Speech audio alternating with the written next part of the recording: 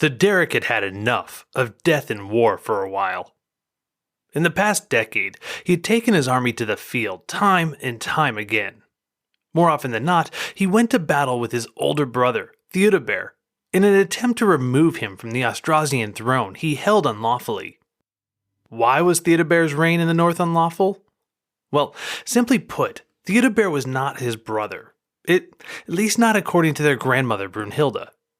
According to her, Theudebert had been conceived when their mother had had an adulterous relationship with one of the castle staff. Therefore, he was not one of the royal line of their father, Theudebert II, and was a usurper to the throne. Theuderic's throne. Now, realistically, Theuderic had always had his doubts about this story. First off, it required him to believe that his mother was the type of woman who would cuckold his father. This would be a smear against her reputation and her chastity, and would also imply that she couldn't be trusted to bear the legitimate children of the Frankish throne. This would call into question Theuderic's claims to the throne as well, but Brunhilda assured him that this wasn't the case, that he was the unquestioned progeny of Theudebert. How she could possibly know this with such certainty was open to question. It wasn't as if she had been in the room with his parents on the night he was conceived. Still, despite the awkwardness of questioning his mother's faithfulness, it was convenient for him and allowed him to claim an entire kingdom, so, by and large, he went with it. Beyond smearing his mother's name and reputation, there was the equally awkward fact that Theudebert and Theuderic had grown up together. As royal princes, they had played together, fought together, and had shared a common history for the first 10 years of their lives. They both had survived their mother and father dying suddenly and tragically, and they both had had to deal with having their world turned upside down at the drop of a hat. Beyond all of that, they shared a common hatred of one person in particular. Their great-aunt, Fredegunda, the mother of the Neustrian king Clothar II. The boys were told for years that it was she who had killed their parents, that it was she who was trying to take their empires, and there was no reason not to believe these claims. Fredegunda was running around Paris and other areas outside of Neustria, laying claim to new lands in the wake of their parents' death. Even after she herself had died of natural causes, the common hatred felt toward the Neustrian queen influenced the brothers to ride into battle side by side to fight a common enemy in Clothar II, and they had been victorious. This shared victory, as brothers and fellow soldiers, leaders of allied armies, again led to doubts about the stories that Theudebert had not been his brother. Finally, as far as doubts, there was the timing of the story. Put most simply, Brunhilda had not started pushing the claims of Theudebert as a bastard until after she had been kicked out of Austrasia by Theudebert. For years after their parents' death, Brunhilda had served as regent to both of their thrones and had made her seat of power in Metz. She had seemed perfectly content to live and rule from the north, but it seemed that her personality, increasingly abrasive as she grew older and more sure of herself, eventually wore Theudebert's patience, as well as the patience of his loyal counselors, just too thin. Resulting from what Theuderic could only imagine as quite a blow-up, Brunhilda moved from Metz to Orléans, and from that time on, the older woman refused to talk about the King of Austrasia as anything other than a bastard, both literally and figuratively. In her rants, she would often speculate about who the father had been. The gardener, the landscaper, the shoemaker. It seemed that Theuderic and Theudebert's mother could have been overcome by lust with almost any stray worker wandering around inside the castle walls. Luckily for Brunhilda, Theuderic was a mild-mannered young man who was able to shrug off these various insults to his mother as nothing more than the cranky rantings of a crotchety old woman. By and large, Brunhilda's presence made for a symbiotic relationship between the two, allowing Theuderic the chance to focus on all of the fun parts of kingship, like attempting to produce heirs with various concubines and riding out into battles with his armies, while she tended to the politics and councils and minutiae of the court. As to that first part, Theuderic did his duty and produced with multiple concubines the children Sigebert II, Childebert, Corbus, and Merovic, as well as a daughter, Emma. As to the second part, battles and warring, Theuderic was relatively successful, as long as his armies were listening to competent leaders and the mayor of the palace for their orders. Theuderic himself was never truly consulted for advice or leadership, and instead served mainly as a figurehead and a rubber stamp. He never truly learned the craft of generalship, and this was most blatantly exposed on the day in 606 when his mayor of the palace, Protadius, was murdered by his own men. Unbeknownst to Theuderic, who was simply anxious for yet another fight and yet another victory, his men were not keen on engaging in yet another battle against his brother that many saw as disastrous and ill worth the effort. They had pushed back against the battle, and many had suffered under Protadius for their insolence. However, this didn't quell the rebellious attitude of the army. When they were ready for battle and all was in place, the Duke of Alemannia, a man named Unselin, rode before his troops and gave a rousing speech that was just out of the earshot of the royal party. It was therefore to this party's great surprise when, rather than turning to form lines following Unselin's call, that the troops turned to face the king and Protadius. Before they could react, the man fell upon Protadius and dragged him from his horse. Theuderic was shocked and sat motionless as this occurred. No one dared to touch the king, but it was clear on this day that he was theirs to command. With his mayor torn apart in front of him and his dukes advocating rebellion, Theuderic signed a treaty suing for peace and then left for home. There was no further battle that day. From that day forth, Theuderic's faith in his grandmother had worn away. He'd been willing to abide her presence based on his desire to maintain his cavalier lifestyle, but after watching his most senior advisor get slaughtered like an animal by his own men just a few feet from where he sat on his mount, well, suffice it to say that he had begun to lose confidence from that moment on. He began to realize that Brunhilda's leadership had placed him in conflict with the Visigoths, the Lombards, his brother, and his uncle. She had managed, in a very unhanded way, to keep Theuderic sated on young slave girls and had undermined his chances at a dynastic marriage. While this had been fun for him at first, he now began to suspect that Brunhilda's intent in doing this was less based on providing for the king's pleasure and more on ensuring that she was the only queen walking about the castle. Finally, past Protadius and the internal squabbling, the frayed foreign relations and the non-stop battles, there was the wearing fact that so much of his time and energy as a king had been spent trying to kill his own brother. Then when his forces had finally succeeded in doing just that, there was really little joy in the victory. His army was depleted, and the forces of his quote-unquote enemy, the Austrasians that he would lay claim to rule, were killed in such numbers and such violent fighting that rumors abounded that they could not even fall to the ground until the armies had fled the field, because the carnage was so terrible and the body count was so high. Finally, when he at last got to his brother, he was forced to tonsure and embarrass a fellow king whom he was able to recall in earlier days having run about castles with, playing swords and pestering the household staff.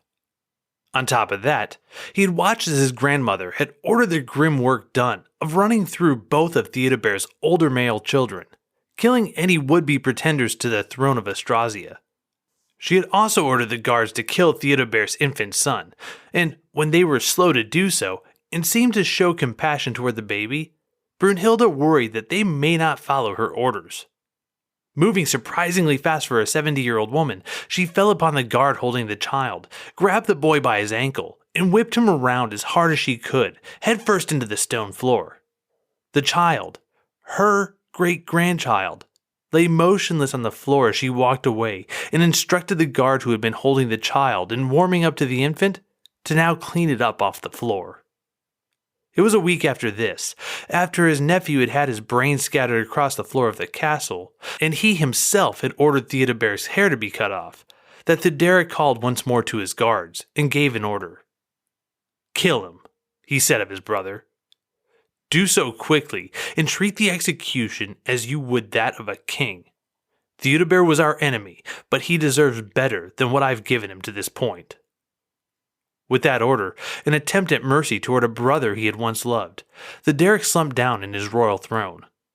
He was now the ruler of both Burgundy and Austrasia, yet he had never felt as isolated and disillusioned as he did at this zenith of his earthly power.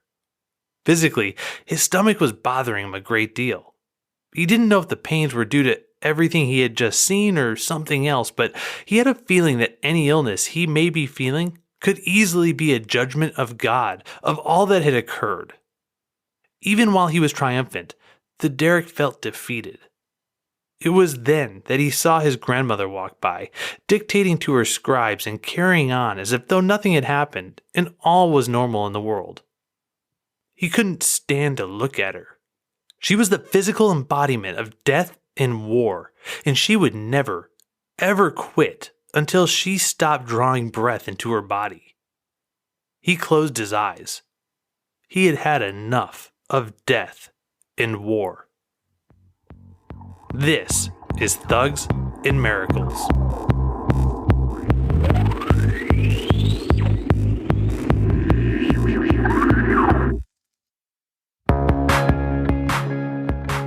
Episode 23. The End of the Beginning.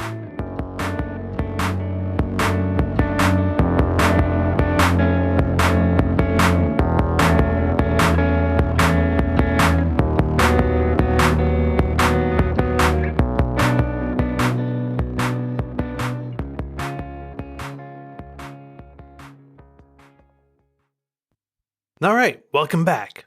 I'm Benjamin Bernier, and this week our focus is on Theuderic II and the constantly tightening spiral that Brunhilda finds herself in as she grows older.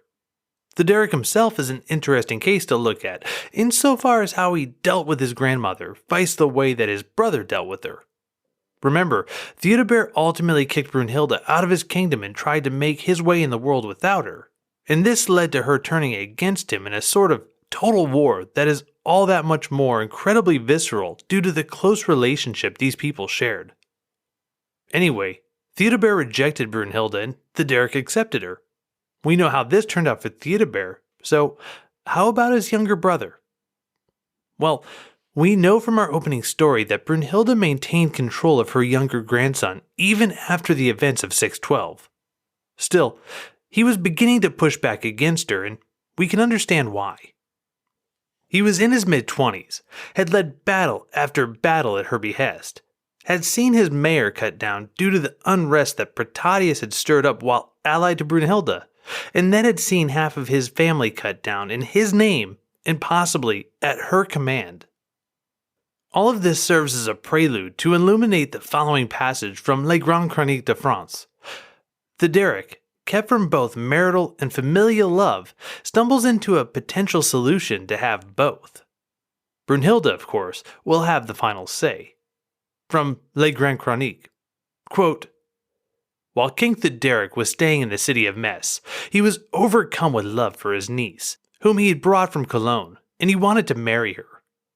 But Brunhild forbade it, and when he asked what harm it would do if he took her in marriage, she replied that he should not marry his niece, the daughter of his brother. When the king heard this speech, he became furious and said to her, 'Oh, you faithless woman, despised by God and by all the world, against everything good. Didn't you insist that he was not my brother, but the son of a shoemaker? Why did you compel me to commit a sin by killing him, and, manipulated by you, to become my brother's murderer?' Saying this, he drew his sword and rushed at her to kill her, but the bystanders intervened and led her out of the hall. Thus she escaped, this time imminent death. From that point on, she plotted to avenge his humiliation and to bring about his death. She saw a chance to do this when he was taking a bath. To the ministers who surrounded him, whom she corrupted with promises and gifts, she gave poisons and ordered them to give them to the king to drink when he came out of the bath. The king drank the poison that they offered him and died instantly, without confessing, without repenting for the great sins that he had committed throughout his whole life." End quote. Alright, did Brunhilda really just kill her grandson again? I mean, that's at least the second time we've asked a similar question, as just an episode or so ago, we asked if Brunhilda had really just killed her son. And if we believe the sources, we've seen Brunhilda actively take part in the murder of her great-grandchildren, and she had spent the majority of the past decade actively pressuring armies to fight against her own grandson in Austrasia, so maybe asking the question of would she or did she is kind of a moot point by now.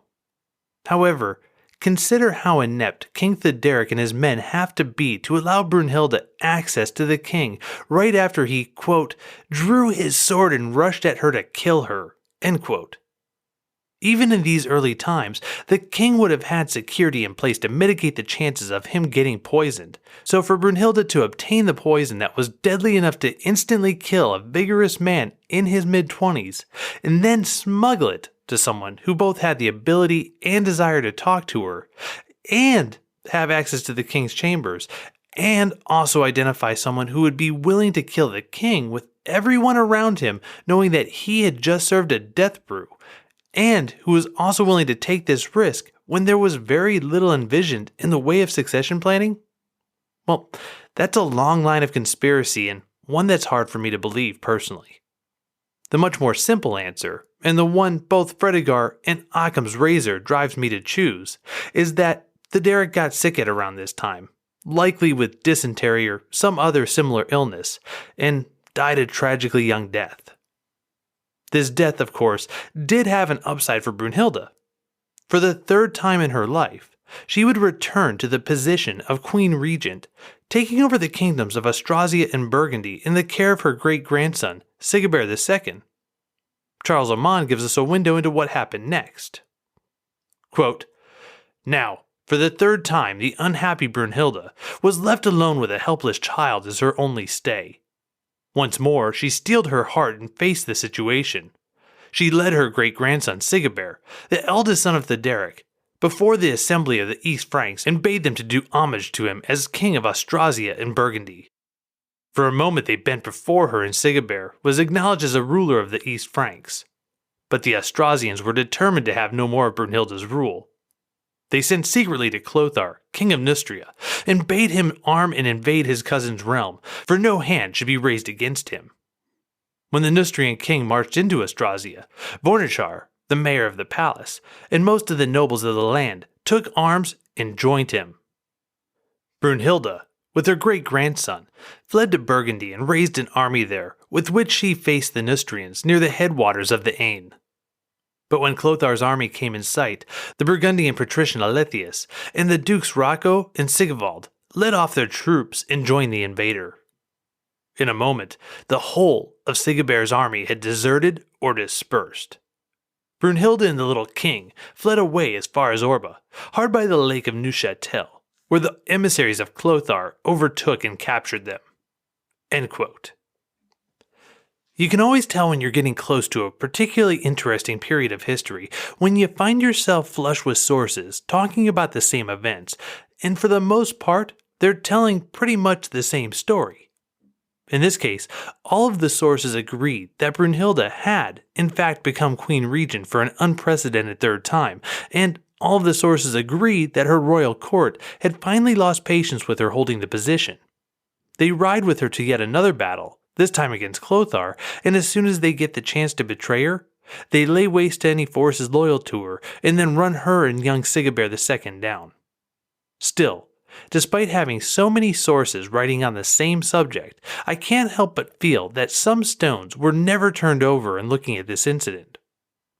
First off, Brunhilda was coming back into full power for the third time as a regent and the fourth time overall. What were the rules concerning such transitions of power, and if the nobility didn't like how those rules had played out over the past few decades, why had so many done so little to rectify the situation? I mean, seriously, can we blame Brunhilda for taking advantage of the situation and stepping into the void left in the wake of a dead monarch literally every single time for the past 40 plus years? We can call her greedy, we can call her manipulative, and we can call her conniving, but at the same time, who can honestly say they would do less if all of the power of the throne was sitting right in front of them? This leads me to a second question. If Brunhilda held so much sway, power, and loyalty amongst the people so as to be able to take back control of the government so often, what now led them to fully turn against her? Did they really believe she had poisoned her own grandson? And if yes, why did no one call her on it? Was the level of cravenness at this time so high that the nobles would rather lead someone onto the field of battle rather than simply confront them? And finally, if all of this were the case, where was Brunhilda's spy network? Most autocrats are well known to be among the most paranoid people on earth, and the queen certainly wasn't stupid. So how did she miss this much angst amongst the nobles, this many secret agreements with Clothar's people, and so much contempt for the woman who, to be fair, had been with them for such a long time? It just seems a rather large conspiracy, to me at any rate, that so many nobles would be involved in turning against Brunhilda in battle. How had this very world-wise queen missed the warning signs of a coup that seems to have run so deep?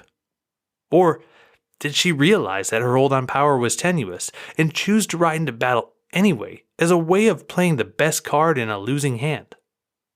I mean, monarchs at this time had everything at their disposal except for retirement plans. And Brunhilda had overcome steep odds before.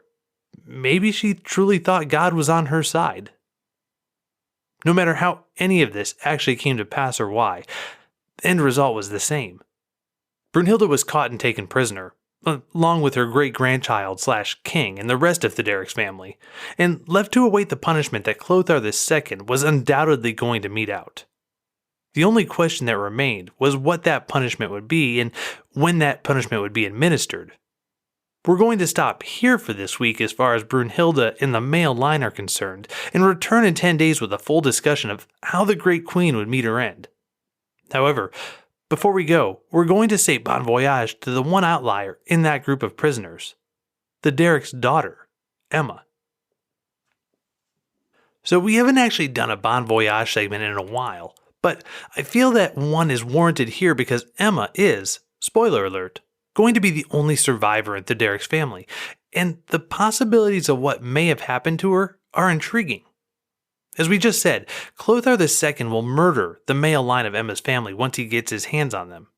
And I'm not condoning this action, but historically speaking, it makes sense. Men, per Salic law, were the only people allowed to inherit property and titles. Therefore, getting rid of anyone who could lay claim to these items was really the only option for a monarch who wanted to avoid anyone with a legitimate claim to usurpation.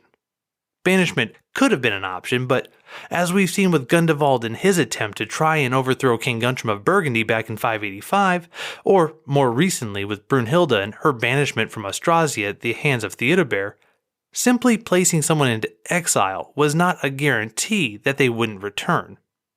So, unfortunately for the young men of Theuderic II's line, the only way to make sure they wouldn't come back was to make sure they wouldn't come back. However, Emma, the young and pretty daughter of Theudebert, with no claim to the throne, could still serve the needs of a monarch.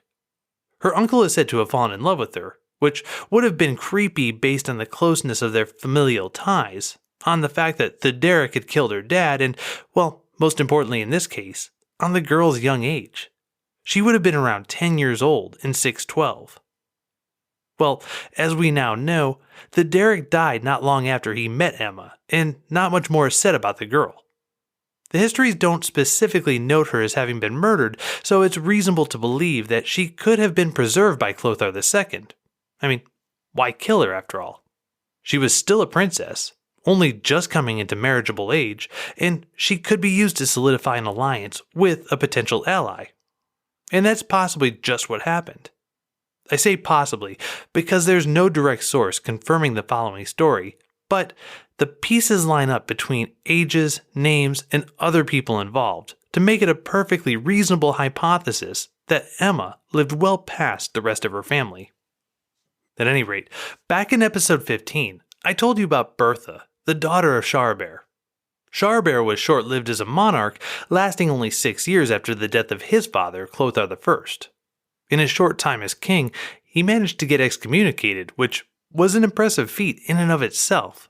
but he also had sent Bertha north to Kent and Britia to marry King Athelbert. She managed to sway her new king over to Christianity, and the church she had built, named for St. Martin of Tours, is the site of the modern-day Canterbury Cathedral. The UNESCO World Heritage website tells us, quote, St. Martin's Church has been in continuous use as a place of worship since the 6th century. End quote. Past this, Bertha and Athelbert had a son, Eadbald, who had succeeded Ethelbert as King of Kent in 616. Eadbald apparently tried to stay true to his more pagan ancestry at first and rejected Christianity, ejected the church's bishops from his land, and, quote, took his father's wife as his own, end quote. As a side note, Bertha is said to have died around 601, so Eadbald didn't go full Oedipus in this case. Never go full Oedipus. Anyway, St. Bede tells us in his Ecclesiastical History of the English People that Eadbald later repented and was baptized. He turned out his first wife and showed favor to the church from then on. Eadbald, good Christian king that he now was, would need a good Christian queen to go with him, and where better to look than to the Franks who had supplied his father with a princess, his mother. According to Ryan Patrick Crisp, quote, for the rulers of Kent, marriage to a Frankish princess, even the daughter of a dead king, enhanced their status and perhaps secured their royal position. For the Franks, the value of the gift of a Merovingian bride may have been repaid in a stricter definition of the receiver's place in the Frankish hegemonic system, or, at the least, put the kings of Kent into their debt. End quote. So, marriage to a Merovingian princess, even one whose father was dead, was still of great value to both the kings of Kent and the Merovingians. And Emma was right there, riding the bench and just waiting to get put into the game. She and Eadbald were second cousins once removed, so they were far enough apart to get rid of the whole incest issue, though still too close for my taste personally. And they were both of a similar age, having both been born near the turn of the 6th century and into the 7th. The match seems logical and fairly likely, although I will admit that it's still possible that the Emma who made the trip north could have been someone different. Without DNA evidence, it's really not possible for anyone to say with 100% accuracy what happened here. However, if Theudebert's Emma did marry Eadbald, then her life story may have gone, as laid out in the book Lives of the Queens of England Before the Norman Conquest by one Mrs. Matthew Hall. Quote, the converted king married Emma, daughter of Theudebert, King of Austrasia, now Lorraine. This lady became the mother of 3 children, Ermenred, Ercombert, and Enzwitha. The eldest son died in his father's lifetime, but Ercombert was destined to revive the faded glory of his family. Enzwitha, emulating the piety of her grandmother Bertha, of blessed memory, founded the Abbey of Folkestone in Kent, and having assumed the religious habit, presided over it as abbess till her death, when her name and virtues were enrolled in the saintly calendar, August 31st, the day of her departure from this life.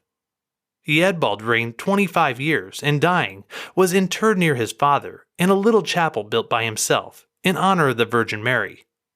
Queen Emma, whom one of our poets has designated as Lady M of France, the chosen flower, died the following year, and was laid by the side of her husband.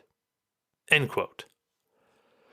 This chronology places Emma's death in the year 640 to 641, which means she didn't live a particularly long life. At the same time, she managed to live 30 years longer than her immediate family, and she carried on their line.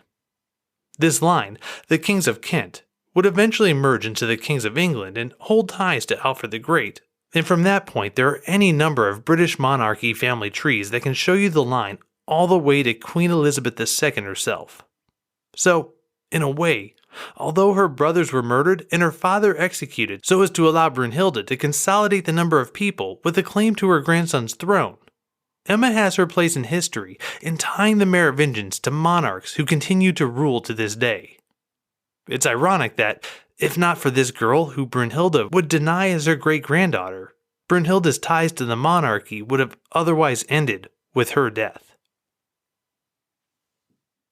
Okay, we'll leave off there for this week. When we come back in 10 days, strap in for a wild ride as we look back at Brunhilda's legacy and what she really ultimately meant to the monarchy of France and really to Europe as a whole. If you get a chance before then, head over to Google and do an image search for Brunhilda of Austrasia.